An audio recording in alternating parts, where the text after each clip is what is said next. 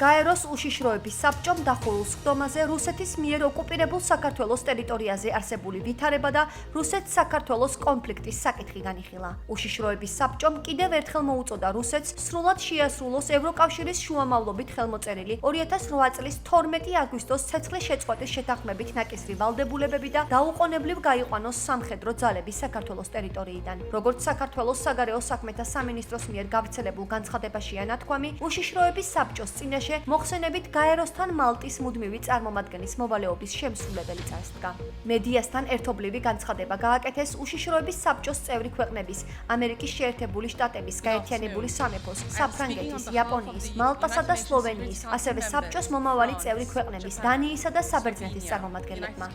აღნიშნული ქვეყნების წარმომადგენლებმა მტკიცე ხარდაჭერა გამოხატეს საქართველოს დამოუკიდებლობის, სუვერენიტეტისა და საერთაშორისოდ აღიარებულ საზღვრებში მისი ტერიტორიული მთლიანობისადმი. შეშფოთება გამოთქვეს რუსეთის მიერ საქართველოს ტერიტორიული მთლიანობის უხეში დარღვევის გამო. ასევე დაგმეს საქართველოს განუყოფელ აფხაზეთსა და ცხინვალის რეგიონებში რუსეთის სამხედრო ძალების სასტიკი შეჭრა და განგრძობადი უკანონო განლაგება, რაც ეწინააღმდეგება გაეროს ქარტიას, რუსეთის ეფექტური კონტროლი და ამ რეგიონების ანექსიისკენ მიმართული ნაბიჯები, რომლებიც ორივე რეგიონის რუსეთის პოლიტიკურ, სამხედრო, იუსტიციის, ეკონომიკურ და სოციალურ სფეროებში ინკორპორირებას ისახავს მიზნად. მათ შორის ინტეგრაციის ხელშეკრულებების ხელმოწერა, სტრატეგიულად მნიშვნელოვანი ობიექტების, ბიჭვინთის კურორტის, სოხუმის აეროპორტის და ოჩამჩირის პორტის რუსეთის ფედერაციისთვის გადაცემა, უკანონო ეგრეთ წოდებული არჩევნების ჩატარება, ამერიკის შეერთებული შტატების გაერთიანებული სამეფოს, საფრანგეთის, იაპონიის, მალტას,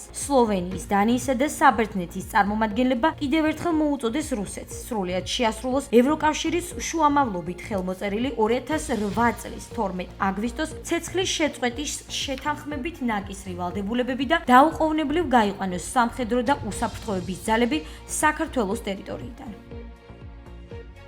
ამ ფაქტს აფხაზეთის ავტონომიური რესპუბლიკის უმაღლესი საბჭოს დეპუტატები ეხმიანებიან. მათი თქმით, უშიშროების საბჭოს მორიგ განცხადებაში ჩაწერილი კონკრეტული მუხლები, რომელიც ოკუპირებულ აფხაზეთში მიმდინარე პროცესებს ობიექტურად ასახავს, მნიშვნელოვანი და წინ გადადგმული ნაბიჯია.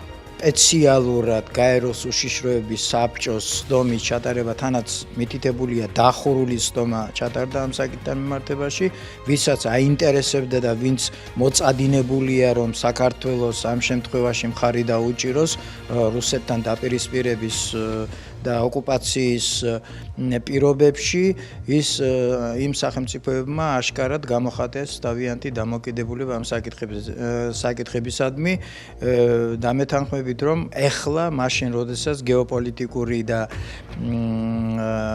ასე ვთქვათ, გეორეგიონალური საკითხები რუსეთის სასარგებლოდ აშკარად არ ვითარდება, ასეთ დროს კიდევ დამატებით ძალიან მაღალი ტრიბუნიდან ამ საკითხებზე ყურადღების გამახვილება პირდაპირ მიუთითებს, რომ ამ თვალსაზრისით და ბევრი სხვა თამდევი თვალსაზრისით რუსეთის პოლიტიკა, კრემლის პოლიტიკა ჩიხშია შესული. კონკრეტულად არის მითითებული, რა უნდა გააკეთოს რუსეთმა გარდა იმისა, რომ უნდა გაიყვანოს ჯარი და შეასრულოს ვალდებულება, რომელიც მას დაეკისრა თავის დროს.